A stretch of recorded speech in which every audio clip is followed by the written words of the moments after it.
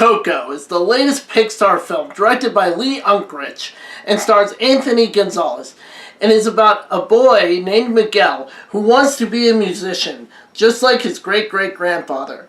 But the rest of his family has banned all music from their lives, and instead want Miguel to go into the family business of making shoes. During the Day of the Dead celebration, he steals a guitar from the grave of famous musician Ernesto de la Cruz and ends up in the land of the dead, where he must find Ernesto and make it back to the land of the living before sunrise, or he will be stuck there forever. Overall, Pixar has had a good track record of making great animated films for both kids and adults. Ignoring stuff like the Cars movies, and even Brave wasn't all that great. Besides those films, they've overall been really good, heartwarming, just lovable movies, and this film is no exception. Coco is a touching film that even gets quite sad at the end of the movie.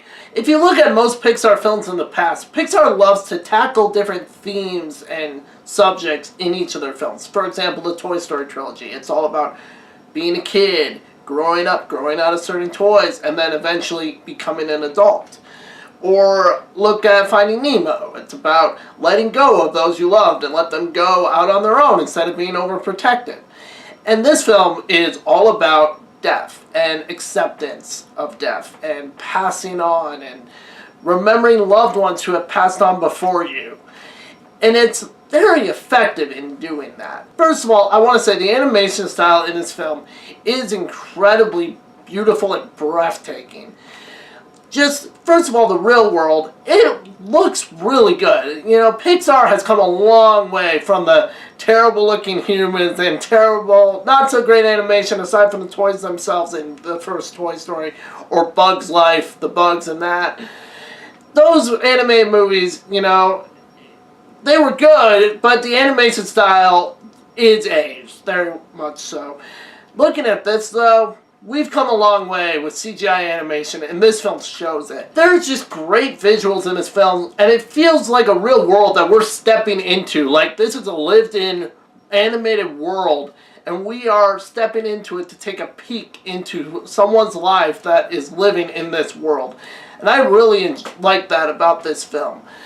And actually, now that I think about it, a lot of Pixar films do have that. The best ones do. Toy Story definitely does. Finding Nemo does. WALL-E does. Absolutely. Up does. And this one does as well. But it gets even better when we get to the Land of the Dead. The animation in the Land of the Dead is incredible. Just looking at the various cool designs. There's this amazing looking bridge that goes over this chasm, and it's just, there's nothing underneath it that we see, but it is just this beautiful looking bridge. And the animation and all the work that must have gone into making those shots and making this city is quite breathtaking and incredible. Well, to be fair, the story itself is a little cliched to the point of it just being another one of those, oh, some character wants to go out and achieve their dream, but their family or friends, they don't understand, and they just want them to do this other practical thing. And so they, against all odds, go out to do it. But honestly, this one does it in kind of a unique-ish way, you know, mostly using the Day of the Dead ceremony and the going into the Land of the Dead. The point of the story is about remembering, and if they want to do that for music, good on them, and they do a good job at that.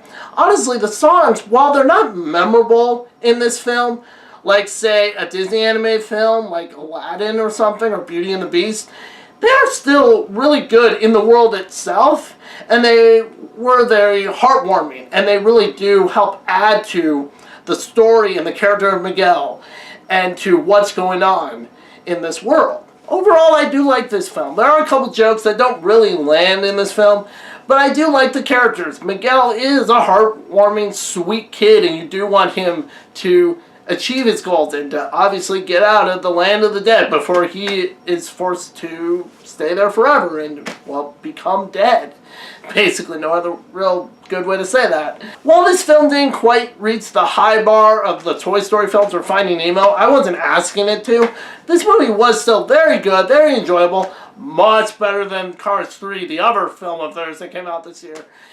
And I'm going to give this film 4 stars. Guys, if you haven't seen Coco, and you have kids, or even if you don't, and you just have enjoyed Pixar films in the past, go check this one out. I really recommend it. It's very good.